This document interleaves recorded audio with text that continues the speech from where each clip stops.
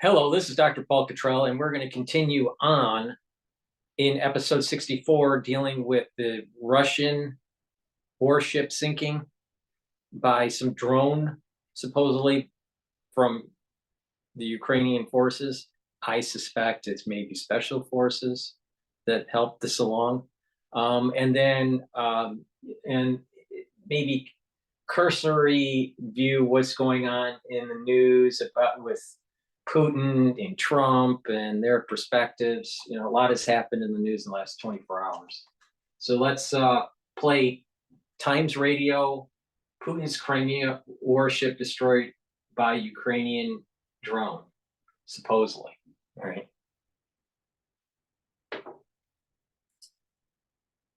But before we start, make sure that you subscribe to all my channels. I have 3 channels on YouTube: Brighteon, Bitchute, and Rumble.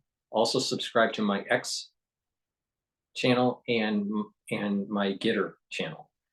By doing that, you'll get notified of when I release something or important links. In addition, please make sure, I can't say this enough, please make sure that you subscribe to all 6 channels.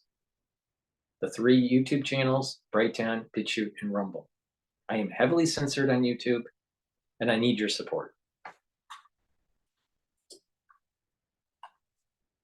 Of asymmetrical approach, which is probably the key approach to destroy Russian army and to protect Ukraine and to obtain victory. So the vessel has been destroyed by unmanned surface vessel, Ukrainian sea drone, which basically the cheap solution.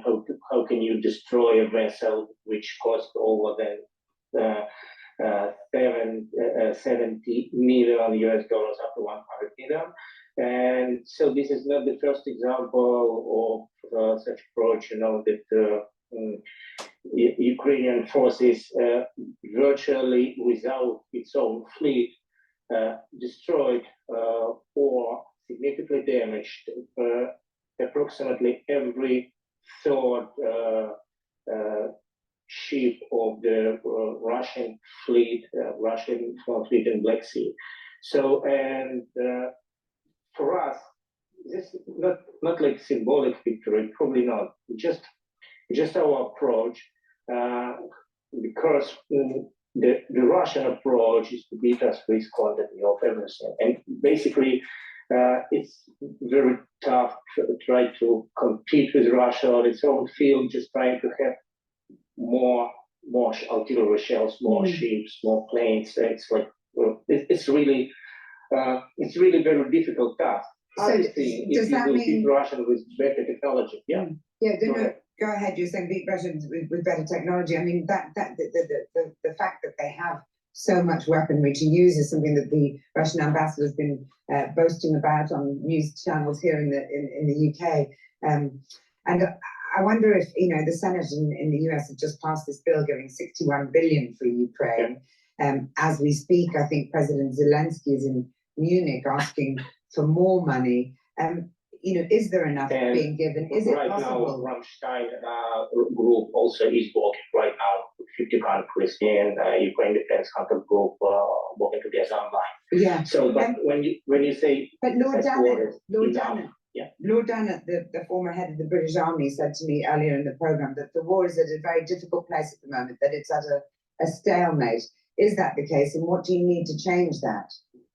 Right. Okay. So let's just address the first question about whether the international help is enough. The word "enough" would be appropriate enough when the victory days come. So if there is still a country, Russia, which tries to eliminate my country, it means it's still not enough yet. Just to be very straight and precise, Russians they also changed their approaches, and they significantly increase and their capabilities to produce weapons and ammunition.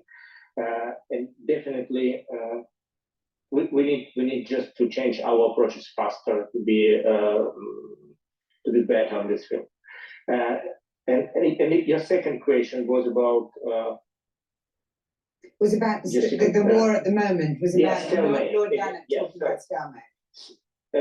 speaking about stalemate itself, I personally hate to say like this because if you play chess, you know that stalemate is the end of the game.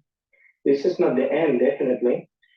And this is a situation when Russia tries to tear Ukraine in a long time positional exhausting war, just to exhaust our forces and then to push us to go on some so-called peace talks, which will all about just annexing another territory and the time for Russia to prepare for another full-scale war. Is situation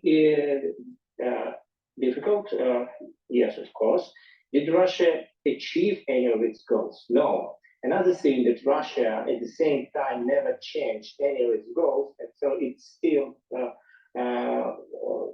tries to basically capture Ukraine, destroy Ukraine as a country, and eliminate Ukraine as a political state. And therefore, it's just again it's just all about approach, all about being more effective, all about having shorter kill chain and more effective kill chain and basically cheaper kill chain. Well, thank you very much for joining me. Chaos will ensue in Ukraine. What I'd like to do is just describe this new product that I have. It is a series of lectures on pulmonology. It's to help inform the public so the public can become a citizen scientist, to be more discerning about medicine as it's being discussed in the mainstream news and in published research. So you can read the research and have your own conclusion, all right? What I have found is that there are too many people that have not enough foundation in the sciences and especially in medicine to be able to have a discerning opinion on certain things. So it is important for individuals that get that base knowledge, all right? So I created a series of lectures, 22 lectures that are part of the pulmonology module.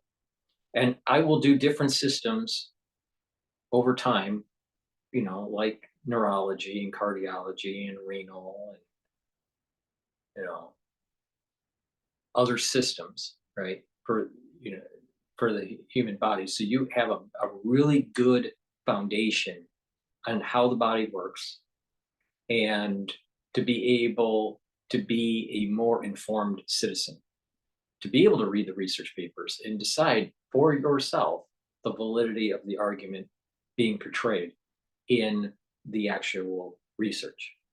Because all research has goods and bads. There's flaws in maybe the sample size or the conclusion, or it's proving a certain thought, disproving a certain thought.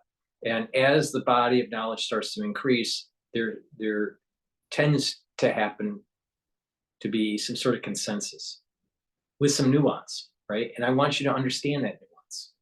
But so I've created these modules. So go to my store, the-studio-reykjavik.com, and purchase the pulmonology module. You'll learn about the lung system, and it's only for $50. You get 22 lecture slides, and you will get a video lecture that accompanies the actual slide deck for 22 different lectures. I have populated about half of the module already. Each day, each business day, I put a new lecture up. It's very popular. So please go to my store, purchase the module for $50, and you will get an email of your code to log in to get into the actual lectures, and you'll be able to download the PDF and see the lectures as many times as you want, as long as you use that password for you. So you purchase it for $50, and you'll get an email that will give you the code to go into that particular module and those lectures and learn about pulmonology. Let me just shortly tell you what sort of topics that I go over in the pulmonology module, because it's vast. You'll learn a lot. Pulmonary embryology, pulmonary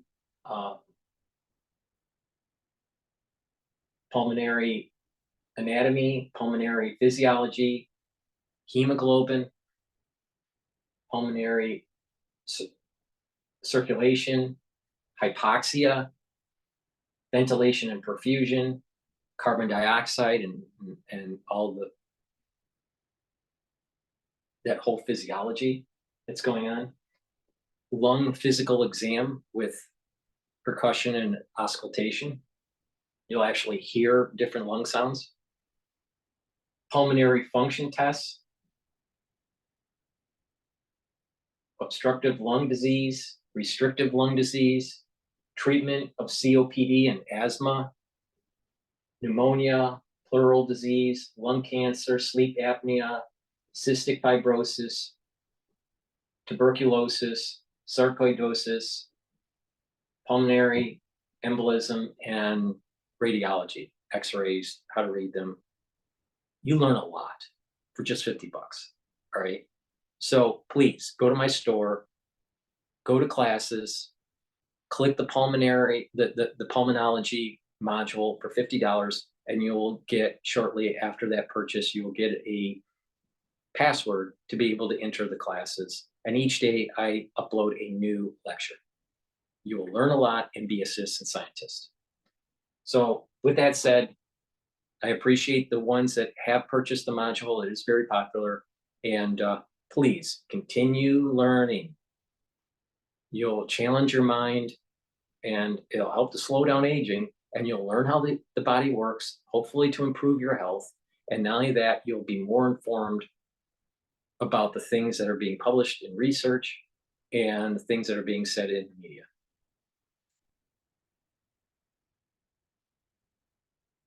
Now, what I want to do is get this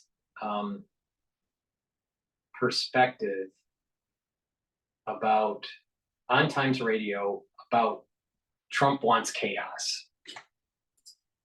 All right. Our democracy depends on God. It really does, folks. That's no joke. Yeah. That's why we can't have Biden in the office. We should stop wondering if Donald Trump is joking. We should take him at his word. And what he said is that he invites Vladimir Putin to invade any European country that has not paid what he deems to be the appropriate level of funding to NATO, regardless of the fact that he thinks it's money to the United States, which it's not. So this is a threat, a direct threat to European stability and security, and certainly to Americans as well.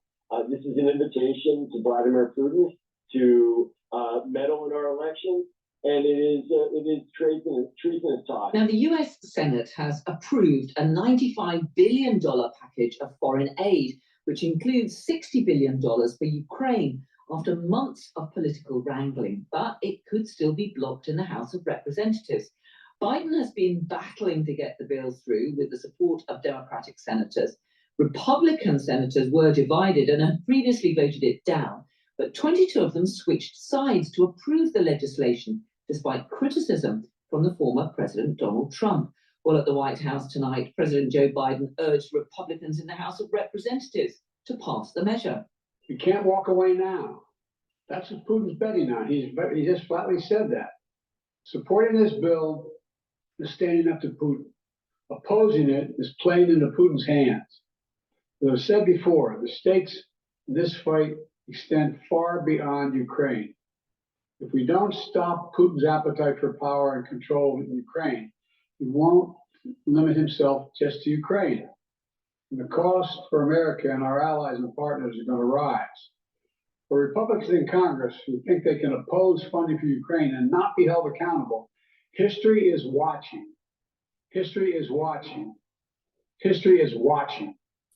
Failure to support Ukraine this critical moment. How does history watch? It's our actions in the present that creates the history and dictates the probabilities of our future. How does history watch? I don't know. I don't know how that works. How does that work? It would be more honest to say America has done things that they shouldn't have been doing. They had failed policies for 30 years in the post-Cold War era that has led to some of the problems that we have. But now we're at a point where we're worried about the expansionism from Putin. That'd be a little bit more honest. But the way it's framed is that America isn't at fault here. America is heavily at fault here. History watching. Will never be forgotten. Well, Joel Rubin is a former Deputy Assistant Secretary of State under the Obama administration. He gave me his reaction to the vote to approve the bill.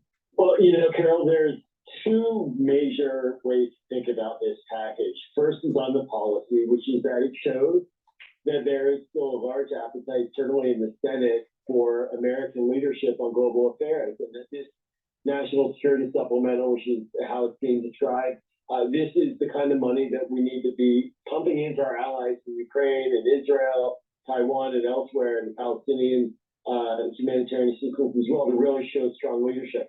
But politically, it's a real daunting challenge because, as you know, and as everybody is witnessing, Donald Trump has sort of put his grip now on the Republican Party, and the House is saying it doesn't even want to touch this. And the sort of MAGA wing of the Republican Party is rebelling at this, especially because it doesn't have any border security language, which of course they rejected only a week ago. That is, just to pick you up on that, Joel, that is the fact that some of those Republicans, senators who were holding up this package were saying that they'd only back it if there was also money to shore up the United States southern border with Mexico. Well, we have a joke here in Washington. They were for it before they were against it, and now they're showing that to be a truism. They were for this bill with border security measures until they were against it when Donald Trump told them not to be. Those border security measures were stripped out, and lo and behold, the national security foreign policy part persisted. And so the hypocrisy is just extraordinary. I don't think I've ever seen. I've been working in Washington for a couple of decades now on foreign policy and politics, and I have never seen such a hypocritical turnaround as I've seen on this bill, with the Republicans essentially jumping ship from what was their alleged priority and now complaining that it's not in it. It really makes your head spin. Well, we've heard from President Biden tonight, and he was very critical of Donald Trump, who, as you say, had urged Republican senators to block this bill. I mean, is that just because Donald Trump doesn't want to be spending such huge sums on the war in Ukraine, which looks set to continue for so much longer? He wants to, of course, focus the funding back in the United States. Oh, if it were only such a nice, innocent explanation like a good policy. It's because Donald Trump is a chaos agent. He wants chaos at the border. He wants chaos globally. He does not want to support American allies, certainly Ukraine in its fight against Russia. And he was very opposed to the border security measures that a union that has the Border Patrol representing that Border Patrol, that union endorsed Donald Trump in the last election. They supported the bill that Trump came out against. They had said it would help secure the border. He didn't want that because that would take away a major argument he's trying to use in the election to say that Joe Biden is going to secure our borders. So it's all politics with Donald Trump. There's no policy on this. And thankfully, enough senators at least are there. And I think there will be a lot of House Republicans too if Democrats can find a way to dislodge it and get a vote on the floor despite the Speaker's objection. Yeah, because just to be clear, this package of funding has still got to be approved by the House of Representatives. I mean, what do we know about what's going to happen there and when it could actually be finally approved? So, Carol, this is where the arcanity of the legislative process really comes into play. Now, the way this works in short is that the bill is passed the Senate, and it's alive through the end of this calendar year. It does not have a deadline tied to it. And the House, they can choose to not take it up. And then Democrats are talking about doing what we call a discharge petition, which is getting a majority of House members to sign the petition saying, put the bill on the floor, even if the speaker is choosing not to do it. And this speaker says he won't do it. That would require 3 or 4 courageous Republicans to buck their leadership and sign it. It's possible, but that's the only way. Otherwise, the House will stop it and we will have no bill. So it's still quite likely that this package might not go through. There is a serious chance it will not go through, and it's going to take a lot of politics and a lot of pressure and a lot of legislative chicanery to try to dislodge it. But as it stands right now, it is stopped. And now the dynamics go into the House to see what can be done to dislodge. We should stop funding Ukraine, period, and help support our border. Please go to my store, the-studio-reykjavik.com, and get my anti-Fauci boxes. I have it in a beginner's and an advanced edition. What do you get in the beginner's edition anti-Fauci box? Is Max 35, neutralizes pathogens. Just take a teaspoon of it a day. If you're not feeling well, take a tablespoon. You get magnesium and zinc, helps to boost up your immune system. You get vitamin D3, helps to get rid of cells through apoptosis, helps with gene expression, and it helps to absorb calcium. Turmeric is an antioxidant and brings down inflammation. Ashwagandha helps to control blood glucose levels and bring down that inflammation cardiovascularly. And that's what you get in the beginner's box. But in addition, if you get the advanced, you get either, you get to choose a 2 ounce, either in coconut for C60, or coconut for C60 or avocado for C60. 2 ounce. So the coconut, the avocado, or the coconut. So please pick one of them. But you take this, you take a full dropper or a teaspoon of it a day, and that will neutralize the free radicals to bring down the reactive oxygen species so you have proper cellular health and improve your mitochondria so it will have more ATP. When you do this, you will improve your tissues, they'll start to age slower, and not only that, you'll have more ATP to help with your immune system. So you can get the beginner's box that does not have the C60, or the advanced box that it does have the C60. The beginner's box costs $200. You get very high quality supplements, and if you get the advanced edition, it's $260. So please go to my store, the-studio-reykjavik.com, and get the anti-Fauci boxes. Now back to the news. But as of now, it is not law. As you've been pointing out, this is all really wrapped up in the wider politics ahead of the presidential election there in the United States.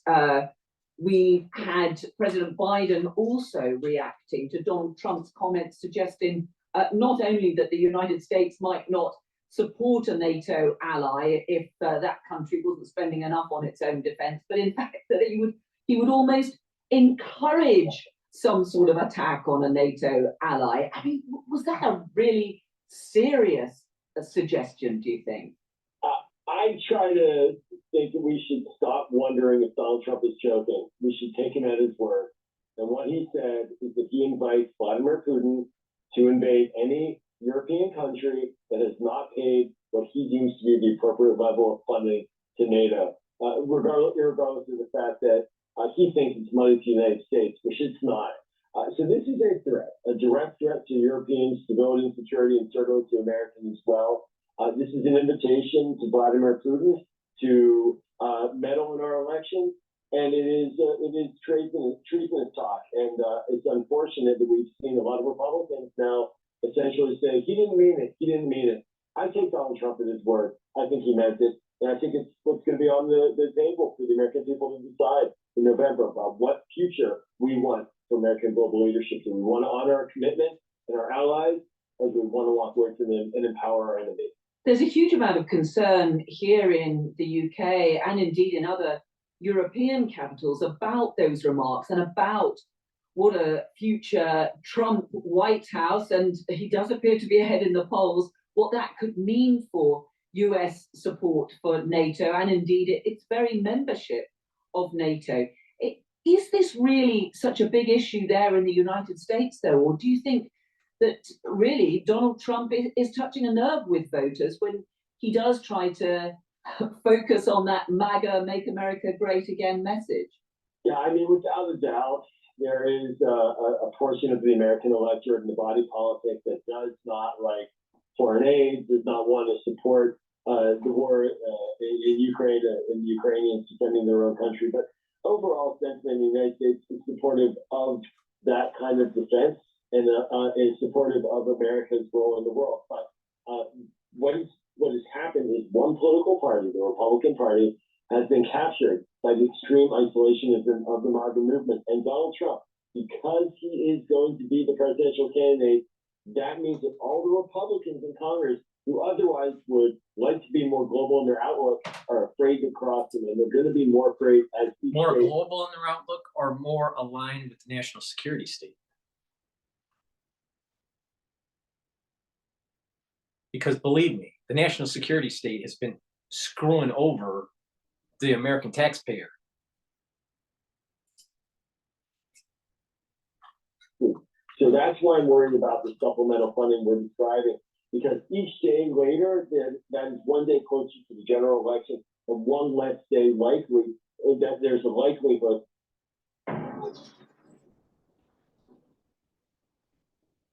Exodus, in many ways, really does teach us about a long-suffering, merciful God. Those plagues are there not to punish. Likely that there's a likelihood that they will compromise because they don't want to undermine their own nominee in November. Just finally, once again, we saw President Biden deliver those remarks about the passing of this package, but walking away before taking questions from the media. And this, of course, is after that devastating report that suggested that he couldn't even remember when he was vice president or indeed the date when his son died. He has appeared confused. He has got muddled up as to who's the leader of which country. I mean, how much concern is there within Democratic ranks as to whether Joe Biden really should be fighting for another term in the White House? Well, if there's concern, there's no alternative that's been presented by the Democratic Party or the Democratic voters. I think that Democrats, we're behind Joe Biden. Without a doubt, they're verbal gaps. But, you know, he was exonerated in the special counsel report, whereas Donald Trump was recommended for indictment. And what Donald Trump says in public about NATO should scare people a lot more than President Biden confusing Mexico and Egypt after a full day of negotiations. So I think these verbal gaps are what we get with Joe Biden. But Don't you think? Don't you see on how aligned the national security state is with the media, and how they're trying to demonize the Trump supporter, and how they're trying to demonize Trump? When you start questioning the structure of the world, and you want to pull out one of those house of cards, and you want it to collapse so we can have a peaceful world and a more prosperous world instead of a never-ending national security state, then, whoa, you must be a Nazi. Whoa, you must be an isolationist. Whoa, you're a Trump supporter. They don't want to stop the money train into the national security state. Their policies have run amok. Leadership and an effective policy program, and that's why he's not being challenged for this nomination coming up. And Democrats are bullish on him, but the case has to be made, of course, to the whole country that he's up for the job, just as he was for the last couple of years. Well, that was Joel Rubin, former Deputy Assistant Secretary of State under the Obama administration. Yeah, oh, under the Obama administration. That's lovely. That's lovely.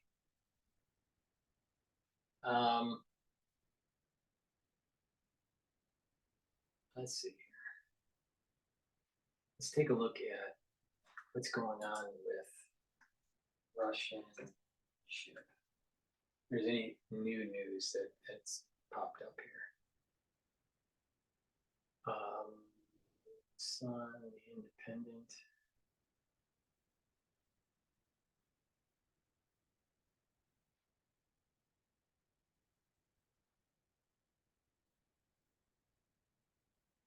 Aboard USS Eisenhower in Red Sea is ongoing military strikes seek to weaken Houthis. Let's play that.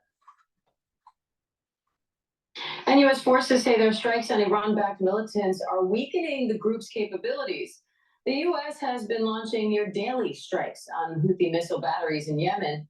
Foreign correspondent Britt Clennett got a first-hand look at the operations on board the USS Eisenhower in the Red Sea and joins me live now from Manana, Bahrain with more. Britt, what's it like on these assault ships?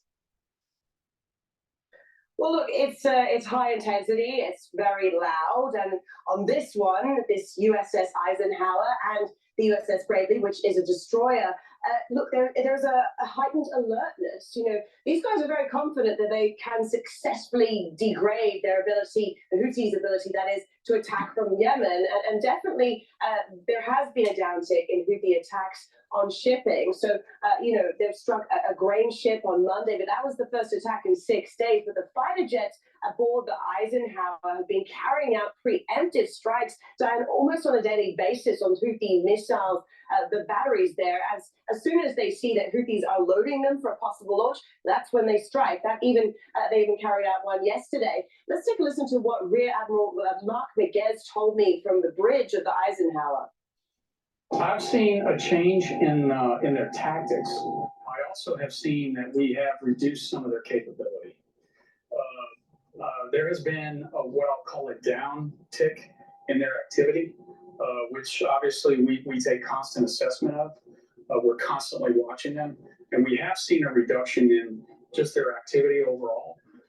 Now, Diane, at the same time, these attacks have made the Houthis very popular inside Yemen, and the Houthis, their response has been one of defiance. And also, you know, we should note that Iran is continuing to supply them with arms and intelligence. So there are huge challenges that remain, Diane. Britt, what does it look like on these ships when the U.S. launches a strike?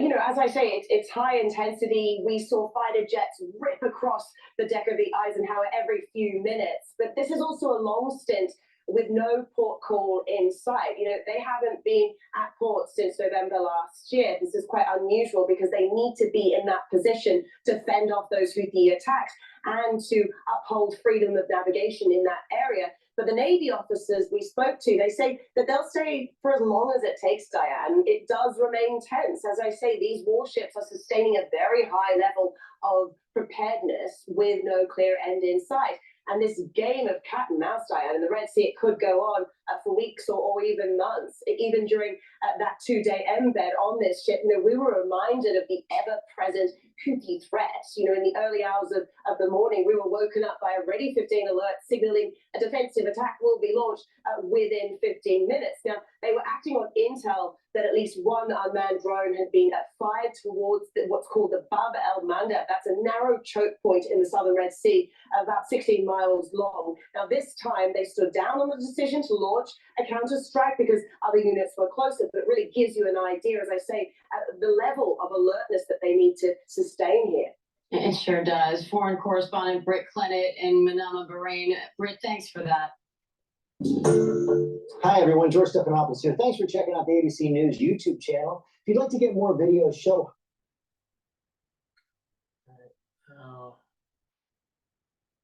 I want to see here. What's this one? Sky News. It just came out.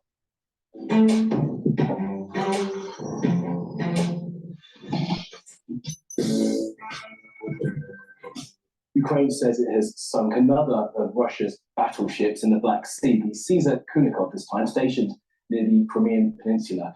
That peninsula, of course, was annexed by the Russians back in 2014. Well, please say our military analyst, Professor Michael Clark, is here with us for more on this. Professor Clark, good to have you. So what do we know about what happened? Yeah, Kamali, the ironies of history. I have to tell you this. Caesar Kunikov, the person I've been looking him up, the ship is named after Caesar Kunikov, a hero of the Soviet Union who was killed in Novorossiysk in the Second World War. He was a Marine. He was killed on this day, the 14th of February, 1943, 81 years ago today. 81 years ago. Coincidence, can it? They targeted it. Well, you know, history doesn't repeat itself, but it sure as hell rhymes. That's incredible. And so, on the 81st anniversary of his death, the ship that bears his name appears to be hit, and it now looks as if we've got some confirmation that it's probably blew up. Right. We've got some idea of the damage, but you and I were speculating earlier on, was it sea baby drones or was it missiles? It might have been a combination. It looks as if it was several things at once. Right. The best way to kill a ship is to overwhelm it. And it does appear that it may have had ammunition loaded, which is what these Bitchute class things have been doing, carrying ammunition backwards and forwards. And it looks as if that was the only hit. I doubt that that was the only hit on the superstructure, but it might have been that was the lucky hit that got to the ammunition. But it looks as if it turned over, blew up. No survivors. And you've got to say, when Edgard overwhelmed the ship with multiple kind of vector points, and you think that a Ukrainian depleted military that's begging for help was able to do that?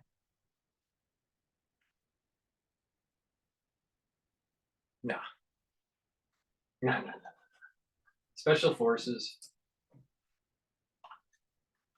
Sailors get killed all in one go like that. It's quite sobering. And any seafarer will tell you it's a victory, but it's a sort of it's a difficult victory. Yeah. I mean, outside the historic significance of the man's name and the individual that was the Marine that was killed 81 years ago, what kind of impact does this have on the war, do you think?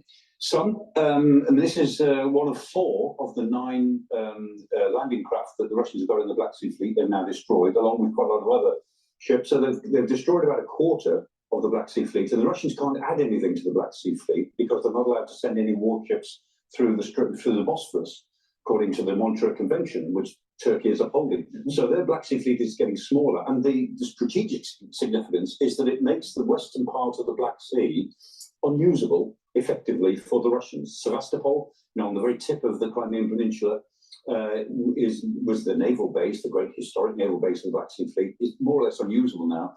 And this ship was just off Alupka, again on the southern tip. Again, it shows it can be attacked there. It doesn't have to be near to the Ukrainian coast. The Ukrainians have attacked as far east as Novorossiysk, as in Russia proper. And so this is a strategic gain for the Ukrainians. They're making the most of the course. And it's a good day for them, and they haven't had that many good days recently. Yeah. So, and that's obviously on the sea. But what about the land war at the moment? What's happening? Yeah, well, on land, it's a different story. The Russians are pushing on all fronts with huge losses, and the Ukrainians look as if they're about to lose Avdiivka, which is very important to them. They've struggled at Avdiivka for many, many months, and it looks as if now, in the same pattern as Bakhmut, and before that, Severodonetsk, and before that, Mariupol, that they're finally getting around the back of Avdiivka. There's still one line open, one line of retreat open.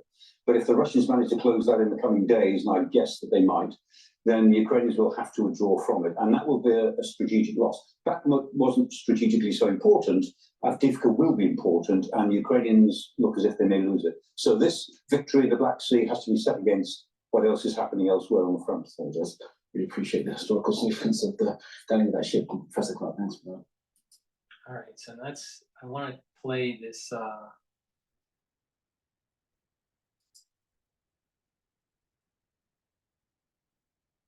Metagenics gets to the root of whole body health with pure, potent ingredients sourced from nature. Clinically tested and trusted by doctors for decades. The newly appointed Ukrainian army chief now says the situation on the front lines is extremely difficult. But from the Black Sea, Kiev is reporting gains, claiming it has sunk another Russian warship. The Kremlin has so far refused to comment on the incident. Here's a detailed report.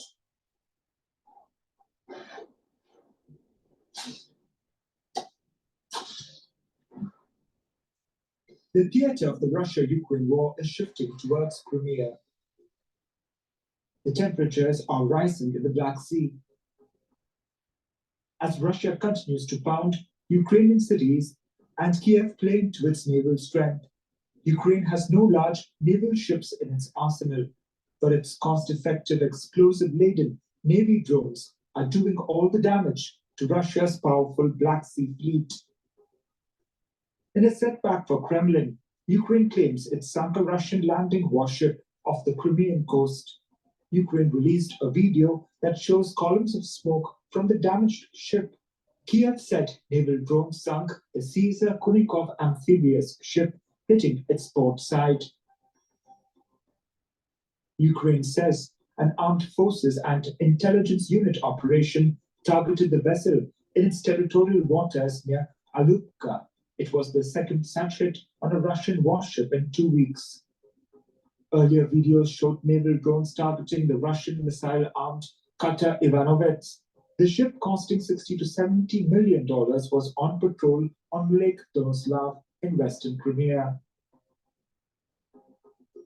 In the 22-month-old war with Russia, Ukraine has staged many damaging attacks in Crimea on warships, airfields, the headquarters of Russia's Black Sea Fleet, and the bridge that connects the peninsula to southern Russia. With Kiev making gains in the asymmetric drone warfare, much of the Russian fleet has reportedly left the peninsula. As of December, a Ukrainian security official said it had destroyed 20% of Moscow's Black Sea Fleet, and if not turning the tide of the war outright, Ukraine's naval drones are certainly making a dent. Bureau Report, WION, World is One. Olena Trey-Goub is the Secretary General of the Independent Defense Anti-Corruption Committee, who is now joining us live from Kiev. Olena, welcome to WION World is One. Hi, thank you. Now, despite the Kremlin not commenting on the sinking of the Caesar Kunikov, will there be any repercussions on Ukraine for disabling or even destroying another Russian ship? Well, I can tell you that it's wartime, and we can now trace that Ukraine every 10 days, we hear news about Ukraine destroying a ship pretty much. The pace is destroying maybe 3 ships per month, and it has happened in the past, and it will happen in the future. Ukraine keeps producing those naval drones and ready to send them. So I do not think about any repercussion. The consequence of what's happening will be that Russia is about to lose its all Black Sea fleet. Olena, the offensive in the Black Sea, what will be the impact of that on the war, on the ongoing war, especially on Ukraine, on Russia, and the countries that are dependent on grain passing through the Black Sea? Well, right now we can see a very positive impact for the world, because Ukraine was able to unblock, at least partially, their sea blockade and create the grain corridor for exports of grain. And Ukraine was able to do it using our own technology and without Russian consent. Russia said that they want to keep blocking the sea, but by force, Ukraine was able to show that it doesn't really matter what Russia wants. If Russia cannot protect its Black Sea fleet, then Ukraine will be attacking it. And I think that it will only increase its focus of many Ukrainian institutions, including their military intelligence, that now was behind yesterday's attack. And the security service of Ukraine, they have their own task to attack the breach, the Kerch breach. So I think we will see increasingly that for Russia, it will be increasingly very hard to hold Crimea and to protect its Black Sea fleet. That's what we will see in the future, in my opinion. Olena, this is the third warship to be destroyed by Ukraine in the Black Sea, and Russia has not commented about it. It's taking their time, or the Kremlin is taking their time to comment about this situation. What do you think will be their reaction, and why are they taking so much time to respond to such attacks? Well, because it is a very detrimental thing for the reputation of Russian government and Russian military inside Russia. They lost the ship, and of course now Ukrainian military intelligence posted a video online of how it happened, a big explosion. It's all now in the public. So it's hard for them to create some story now, and they need to figure out how they commented for their reputation. The way they usually respond is that they start attack maternity house, residential buildings. They start doing their genocidal, terrorism in response to that. But I just want to tell you that Ukraine in this war destroyed 24 ships already, and 10 of them from the Russian Black Sea fleet. So it's not the first and it's not the last. All right, I've been talking to Olena Tregu, who's the Secretary General of the Independent Defense Anti-Corruption Committee. Olena, thank you very much for talking. Ukraine says it has sunk another. This was 18 hours ago on Sky News. I'm gonna get out there. But before we do that, I have to go to commercial because this is PNN. Please make sure you subscribe to all my channels. I have 3 channels on YouTube, Brighteon, Bitchute, and Rumble. Also follow me on X and GETTR. That way you're updated, you get notifications, and you can follow my work. Please help support my work by sharing the links and asking your social network and your friends and family to follow me on all my channels. That way I can reach a larger audience and inform the public on information they need to know, because another crisis is going to come. It's coming, all right? So, and you need me to help you through this. So please inform the public, your little network, to follow my work.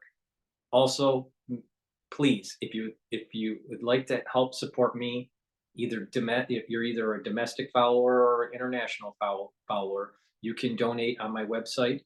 On the home page at the very bottom, you can donate through Stripe, PayPal, or buy me a coffee. Just click the links and they'll take you to the donation page. That website is the-studio-reykjavik.com. It's the-studio-reykjavik.com. Link is in the description of this video and all my videos. You can also click the special link underneath this video for Buy Me a Coffee. And that way it helps support my news coverage. Western earlier that Ukraine should prevail, it happened to be totally wrong. It was a grave mistake by Western leaders to believe that the Ukraine, with the Western assistance in money and weapons, can prevail. Russia cannot be beaten at all. The International Institute for Strategic Studies has published a report today. It says the Russian armed forces have lost more than 3,000 main battle tanks in Ukraine, roughly as many as they had ready to deploy before the full-scale invasion 2 years ago. Moscow is now drawing on stored kit to replenish losses, trading quality for quantity. So you say that you're in a position of power now, but these reports show that you have lost more than 3,000 main battle tanks just in the last couple of years. I haven't seen these figures. In fact, it is for the first time. But I can assure you that our military-industrial complex, which Ukraine doesn't have at all, it is now in full scale producing things which are needed for the front, a little bit tanks or artillery, munition, and all of that. And we do not need at all any foreign help or any assistance. We have sufficient capacities inside Russia to continue these things. Russia is getting ballistic missiles and artillery from North Korea, and this is in violation of the UN sanctions that Russia itself supported. No proofs has been. I can assure you that if there were proofs of these things, we can already see it. Your defense minister went to North Korea. They talked about defense cooperation. In fact, Vladimir Putin, President Putin, gave a letter thanking Kim Jong-un for, quote, strong support from the Democratic Republic of Korea for the special military operation in Ukraine. What was that for? I'm not aware of this letter. I simply do not know. I'm not a military man. I'm a diplomat. I'm working in London. But I don't believe that we need anything from North Korea because we are self-sufficient now, totally self-sufficient, very differently from Ukraine. Because so no Iranian drones coming there. You know, the Western intelligence has cited Iranian. Once I have been at the arms exhibition near Moscow, and I have seen Iranian exhibition over there. They're good experts in different kind of weapons, including drones. Probably we have had some cooperation in engineering. I'm going to mention what Donald Trump, the former US president, says, and he says he'll end the war between Ukraine and Russia in 24 hours. Do you believe him? It is difficult to predict in the first place who will be in the White House in January next year. So it is nearly a year from now. What's going to happen during this year also it is absolutely unknown. So you would rather Donald Trump in the White House? No, we do not say neither yes or no, because otherwise we will be immediately accused that we are supporting this president or that candidate. No, so we do not say about that. But what I will say, and what is important to understand, that at least Donald Trump is saying something about the end of the war. Let's talk about, again, the human rights situation in Ukraine. An independent international commission of inquiry on Ukraine which was established by the UN Human Rights Council. They've said in multiple reports of indiscriminate attacks, war crimes committed by Russian forces. They've talked about torture, rape, other sexual violence, deportation of children. They've said that they've released a new report to say that, you know, in Mariupol between February and May 2022, thousands of civilians were left dead and injured. But they say nothing about the recent events in Lysychansk, where Ukrainians has shelled on Sunday the marketplace during the hour where all families has gone out, and they killed 30 people immediately by cluster bomb, which are forbidden. I don't have details of that report, but I want to ask you. You know, I'm just telling you, because these reports, they are unilateral. They are looking only one side of it, and they do not want to look on the other side of it. But you would admit that these crimes, which have been described in some instances as war crimes of torture, rape, sexual violence, have taken place. We can admit anything which will be unbiased, bilateral, and objective. These reports that you have cited, they are unilateral reports. But you would admit that the situation. What about the war crimes that the national security state is doing against the American public by breaking constitutional enshrined liberties with surveilling the society and gathering information illegally, going after certain presidential candidates, going after presidents after they're in the office?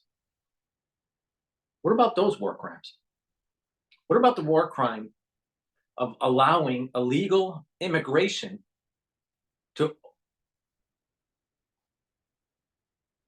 happen and overflow across the southern border and parts of the northern border, but primarily the southern border, and cause instability in these states?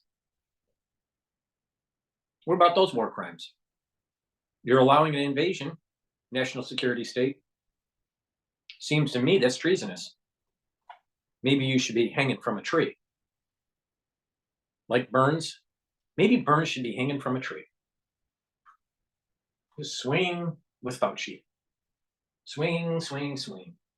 And since we're talking about Fauci, please go to my store and get the anti-Fauci boxes that I have. I have a beginner's box and an advanced box. In the beginner's box, you get Max 35. Take a teaspoon of it a day. If you're not feeling well, take 1 or 2 tablespoons. You get magnesium and zinc, great to boost up your immune system. You get turmeric, bring down inflammation. It's also an antioxidant. Ashwagandha, control blood glucose levels, bring down inflammation. Vitamin D3, allow for apoptosis of infect cells. Also helps with gene expression and absorb calcium. Get my vitamin D3. That's in the beginner's box, anti-Fauci beginner's box. In the advanced box, you get everything I just mentioned, but you also get to choose a 2-ounce C60 avocado or a 2-ounce C60 coconut. Why do you take this? To bring down free radicals. By bringing down free radicals, you're going to have cellular health and your tissues are going to be healthier. Your mitochondria is going to be healthier and you're going to boost more ATP. Your tissue is going to age slower. And by having more ATP, you're going to have more energy for a proper immune system. So for the beginner's box, the anti-Fauci beginner's box, it's $200. You get very high quality supplements for $200. In the advanced box, where you also get the C60 2-ounce, you will be charged $260. So advanced box, $260, beginner's box, $200. It's very high quality and it'll help to boost up your immune system and help to promote a healthier you. Slow down that aging process, boost up that immune system so you can take charge of your health. Now you can take my advice or not take my advice. You get very high quality supplements for $200 for the beginner's box and $260 for the advanced anti-Fauci boxes. Back to the war in Ukraine. In Mariupol, some of the issues that we've seen right across the country committed by Russian forces, indiscriminate attacks, some of the reports that have been done by Human Rights Watch, this independent inquiry, they have taken place. Yota, go to Mariupol now. Look at it. It's a new rebuilt, totally rebuilt city now, port of it. I just looked at a report from it. It is amazing how beautiful it is. Why is that necessary? I mean, I've been to Mariupol before the war, and it was a perfectly fine, full of Ukrainians. I would appreciate. Why did that need to happen? People are returning to Mariupol. It is now becoming, not yet, but it is now becoming beautiful city. But you admit that in order to get to what you're saying, Mariupol is now, it needed to be destroyed in the way that it was by Russian forces. Well, they could surrender earlier than that. They could surrender Mariupol much earlier than trying to make a fighting place of it. Do you admit that these sorts of war crimes took place across Ukraine?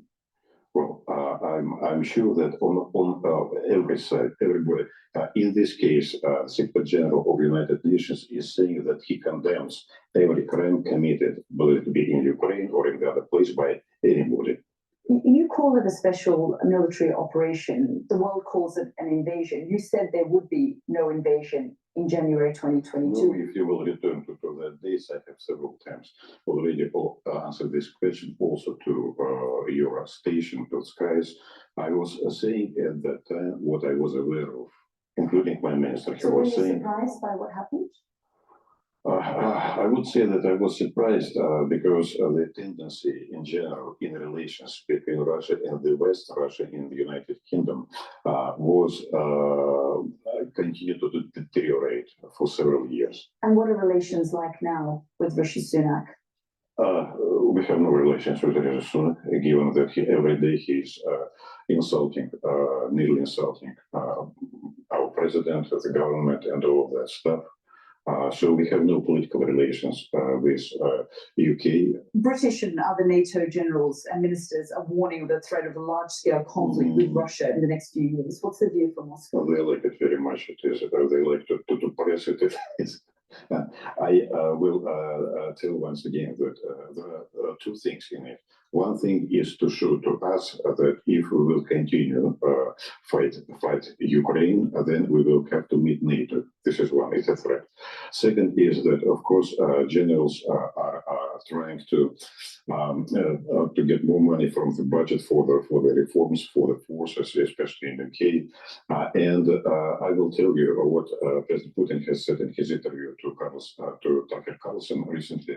We have nothing, no interest in Poland. We have no interest in Latvia, Estonia, those or any countries other are countries. concerned that Russia is Yes. going to test Article 5 in the next No, few years. they can imagine to themselves whatever they can, but the answer was absolutely straightforward that we have no interest. We are not eager. We are not. You integrate Ukraine into NATO, and you will test Article 5. There was no interest in the invasion of Ukraine. No interest because there is no interest in Poland or other Baltic countries, and we fully understand that any escalation beyond Ukraine will bring a world conflict, which where a destruction of everything. So we fully understand that, and we don't know. We cannot support this. Well, Donald Trump has encouraged Russia to invade any NATO ally that's not paying a minimum of 2% of its GDP on defense. Do you think President Putin is tempted by this? I think it's a joke by Donald Trump. It's of course very unrealistic. We will see what he is going to say if he will continue his campaign.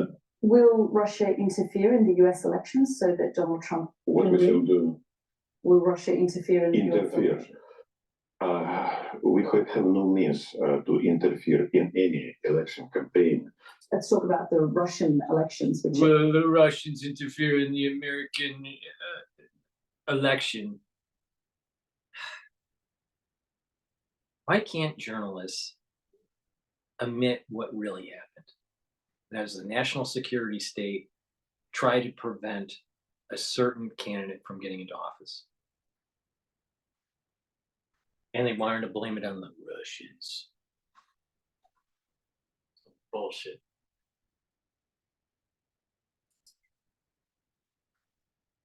Coming up in the next month, any voices that oppose Vladimir Putin is silenced. We've seen what's happened to Alexei Navalny. We've seen Boris Nadezhdin, who was evicted and prevented from going any further in the elections because he opposes the war. Boris Nadezhdin, he is an interesting figure, I will say, in our politics. He has got some support in the different circles.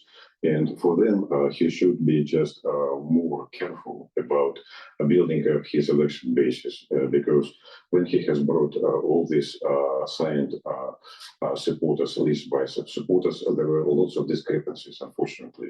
Because he opposed Vladimir Putin. No, not because of that, because he has carefully. That's what he says. That's what the world believes. Because he was speaking up against the war, because he was standing in opposition to Vladimir Putin. It's now being prevented from taking part in the election. As I have said, that his voice has been heard. Well, when we know what the outcome of the Russian elections will be. No, we do not know. So it's a democratic process. Let us see what why bother with the pretense of a democratic process when we know the outcome? What I can say, it is, I do not know which example to take. Of course, there are democracies has very many faces in it. Going forward, if there was a negotiation with Ukraine, what would it look like for you? What would it take to end this conflict? Yes, it's a good topic. But to discuss it seriously, first of all, we need that the president of Ukraine will reject the decree that he put it on himself not to conduct negotiations. And second, that in the West, leaders that are supporting now financially and with government, especially Ukraine, they should recognize that it was a mistake. You don't recognize that invading Ukraine was a mistake? No, it was a necessary step, unfortunately. Ambassador, thank you so much for your time. Thank you very much for your questions and your time. Why didn't she ask some of the questions like about the 5 pressure points that Putin talked about? This just to get clarification, you know, because you're a journalist. Nope. Want to blame Russia, want to blame Russia, want to blame Russia. That's all they want to do. They don't want to blame the national security state. They don't want to blame the encroachment of NATO. Nope. Sad thing is both parties are at fault, the Russians and the US. But, you know, what's starting to happen is we're getting a footing of a Cold War. Yikes. Most shampoos and pomades are full of chemical fillers, making you look like your old man.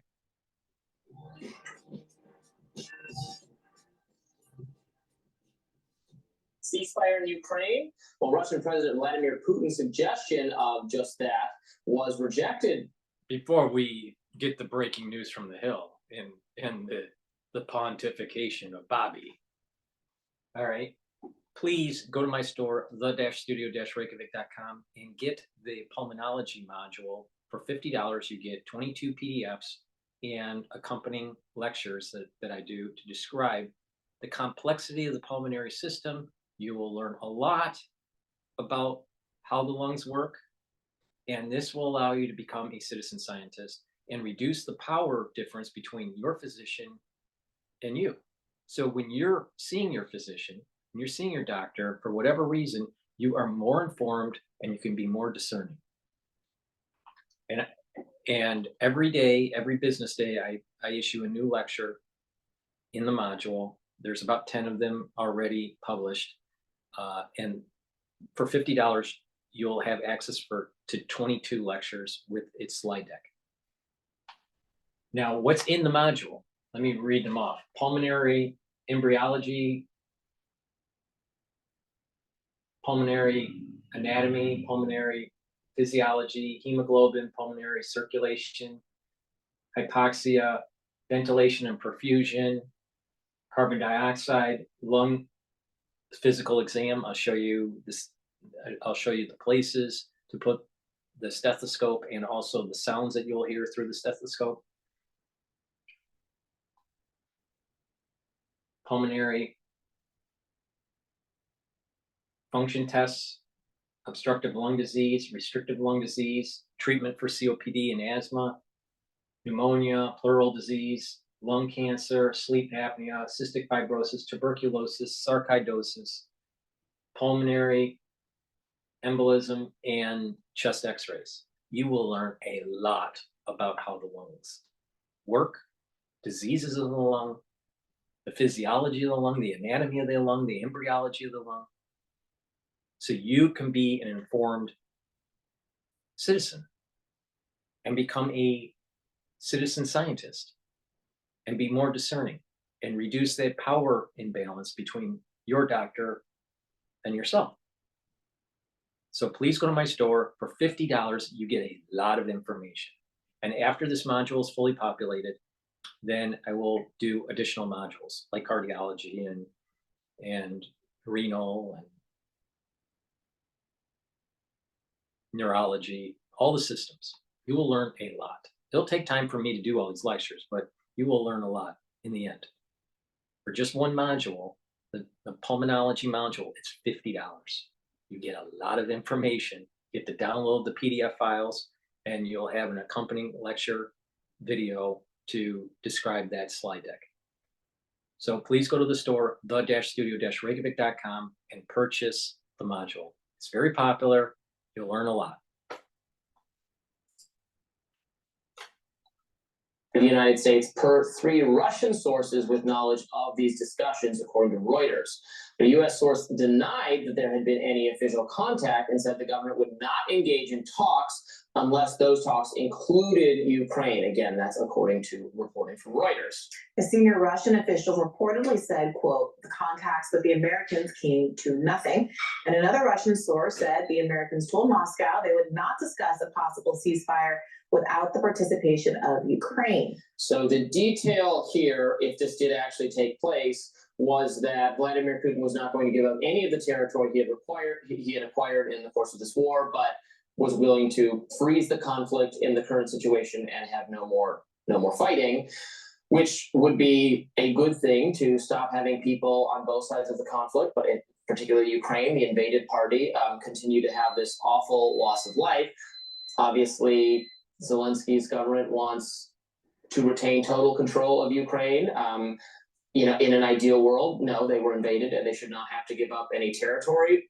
Russia's invasion was unjustified and has resulted in a lot of suffering and catastrophe. That is all true, but we have to live in reality. And in reality, it's just going to be more and more casualties to repel Russia from Ukraine, if that is even possible to do. Our own military advisors doubt that it's possible. Many Ukrainian military experts doubt that it's possible, in which case it seems like a negotiation that stops any further loss of life, or frankly, further loss even of territory in Ukraine. What if Russia continues to be more successful? Of course, the Ukrainians should be involved in these talks. I see no reason for them not to be. But if Zelensky is still taking a maximalist position and then infinitely expecting us to fund it, look, he's going to be out of luck. Now, President Biden has been tweeting over and over and over again condemnation of Republicans for history is watching because you're not going to send more funding. Maybe history is watching if you're not willing to have talks that are going to actually end this war. I mean, the irony is that a ceasefire could be seen as giving the Biden administration and Democrats and pro-funding Republicans more of an opportunity to rally the troops and get the funding out the door. I mean, part of what's going on is that, Ukraine has run out of resources, is genuinely having a really hard time maintaining its standing in this war because it doesn't have the funds, the weaponry required to do so. I saw the New York Times making some positive hay out of a Russian ship that was just sunk by Ukraine. But the article also has to acknowledge that that's a rare kind of bright spot in terms of Ukraine's successes in this war on land. They're really, really struggling. Yeah. But I think the Congress is actually true, that it's not that having a ceasefire would give Biden and pro-Ukraine Congress members an opportunity to try to rally one of these packages through.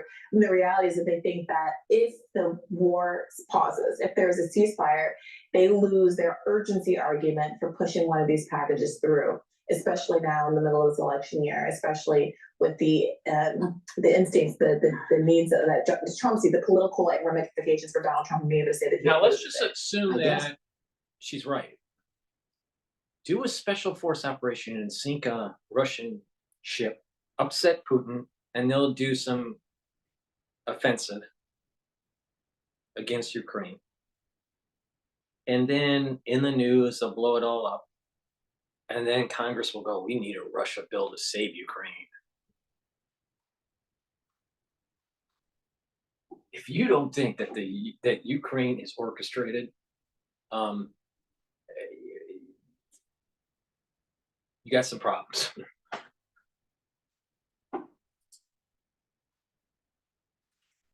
In some ways, I think Biden could take a political win. They negotiated an end to this war, and we no longer had to send them any money. Maybe Democrats wouldn't see it as a win, but a lot of actual voters would see it that way. It's not about politics. Ukraine has been a losing I wish it was about for Biden forever. Same with Israel. He doesn't care that Ukraine is unpopular. He doesn't care that Israel is unpopular.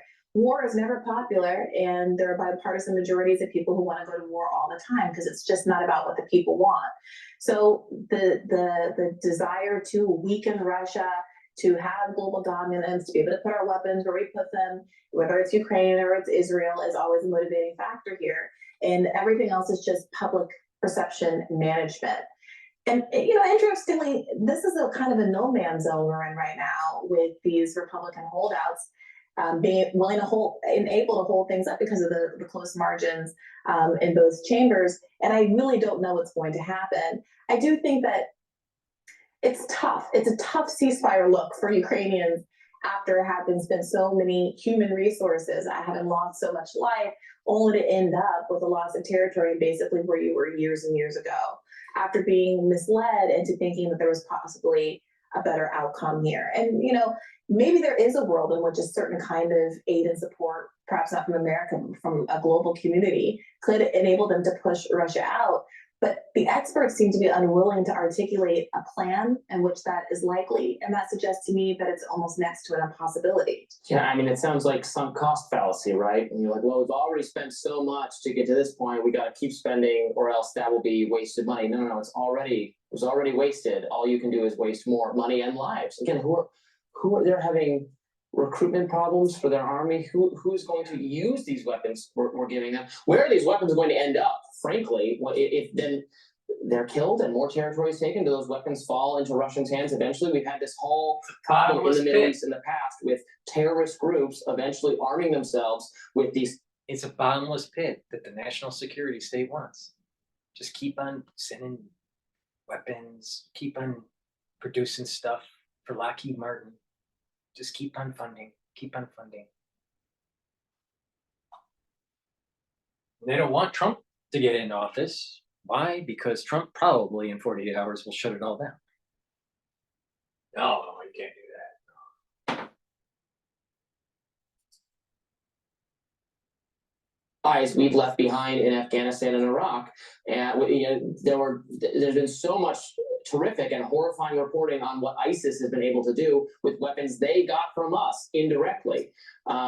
This is that situation all over again, and it just seems very like it could be. I mean, you're right. They don't see it that way because the elites in both parties are so much more hawkish than the people, but I think it could be taken as a real victory at a time Biden sorely needs one, if he were to think it through a little bit more. Now, Elon Musk also wants to see the United States stop funding Ukraine in its fight against Russia.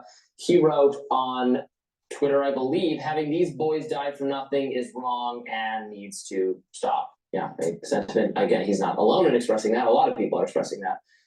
So I believe we also have a video of so another kind of political gaffe has emerged from the Biden administration.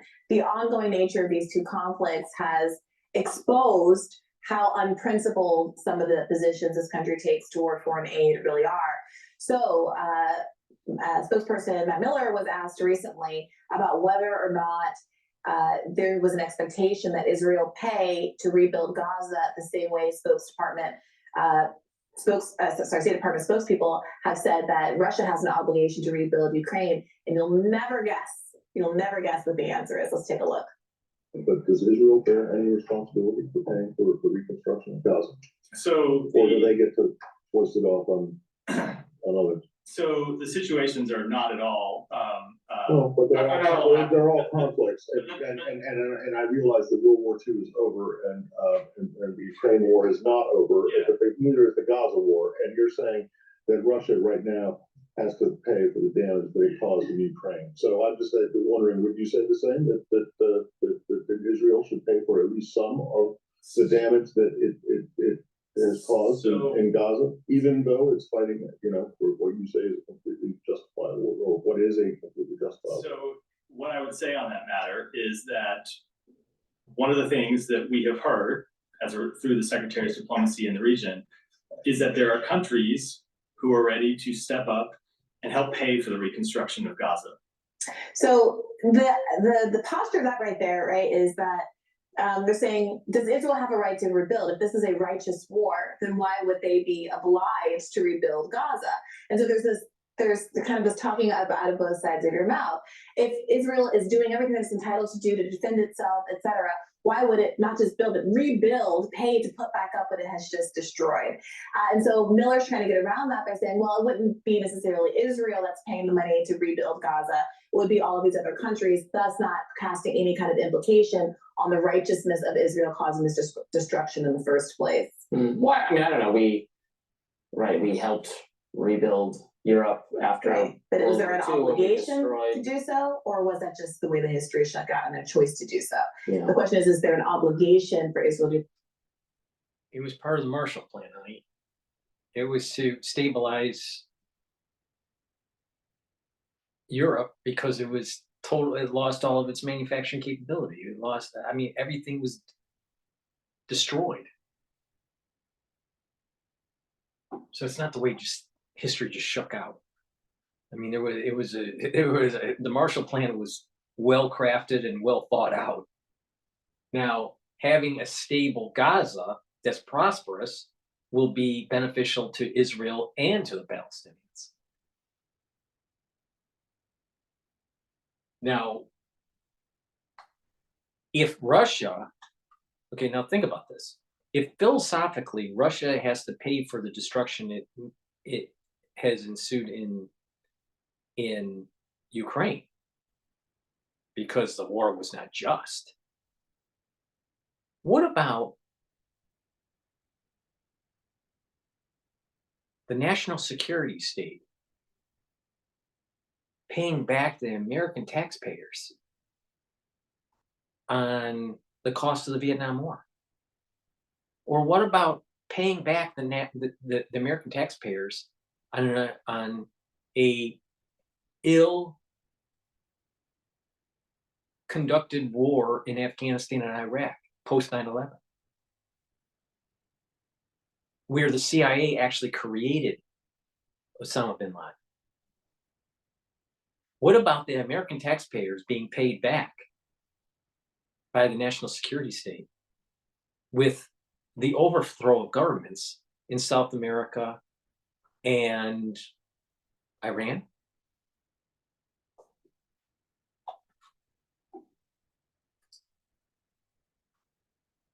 That the idea that an obligation might only attach if your destruction was in Iran in the first instance. I see. More rising right after this. Stay with us. Yeah.